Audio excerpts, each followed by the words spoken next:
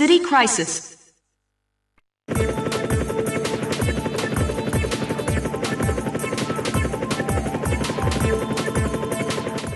Here's a fun little game I stumbled upon a couple of years ago when I was looking for the two localized Setai Setsume games on PlayStation 2 called Disaster Report and Raw Danger respectively, and this game was called City Crisis, so I just kind of assumed that it was in the same series, purely based off the title. But unlike those other natural disaster survival games, this one is a sort of arcade style rescue helicopter type of game. I think the best way to explain the gameplay is that it's sort of like Crazy Taxi with rescue helicopters, although not as open-ended. But from the get-go you have access to two different game modes, one being rescue and one being chase. In the rescue missions you have to go around the city and put out buildings that are on fire within a certain time limit, and also rescue people and dogs before they succumb to the flames.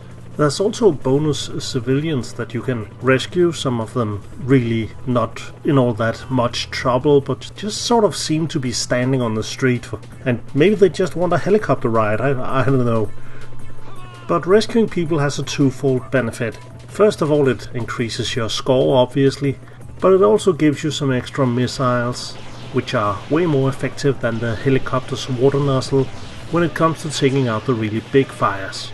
But since the score in the game is heavily influenced on how fast you complete a level, I'd actually suggest avoiding all the extra people you can pick up, since you need a certain score to unlock the next levels, and simply following the objectives is actually the easiest way to do that. The second mode in the game is chase mode, where you gotta chase around a stolen bus and stay relatively near street level in order to keep it in your searchlights. And it's a little bit weird that they've split it into modes, since there's only two of these chase missions. There's this one with the bus, and then a completely identical one where you're chasing a red sports car instead, that obviously just moves faster. And I think that's kind of my main critique point with this game, and that is that there's simply too little of it. I mean, playing for score and gradually unlocking levels that way is sort of old school and nice. But if this was a more modern game, I'd guess you'd probably have some kind of progression system, where you could like gradually upgrade your chopper and become faster and even more effective at rescuing people and putting out fires. And definitely find a way to elaborate on the chase missions. Other than that, I really gotta say that this game plays really great, even if it occasionally can be a little hard to gauge just how close your helicopter is to the ground, having you spend needless time and points knocking into helicopter pads over and over as you try to unload the people you have rescued. But I gotta say the developer did a really nice job at making the city feel alive. There are some really vibrant color schemes, and seeing fire trucks and police cars rushing through traffic really adds to the mood as well.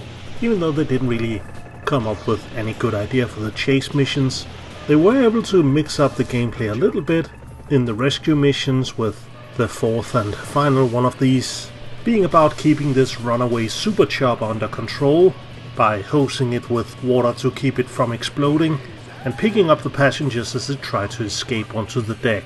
And as an added bonus you also unlock this chopper called the Bat, which you can use to go back and replay the earlier missions with to try and increase your score.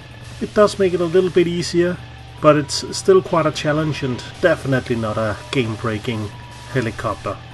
But yeah, City Crisis, a fun game, a fun concept, and one which I can't really understand that anyone hasn't really elaborated on in any interesting way at least.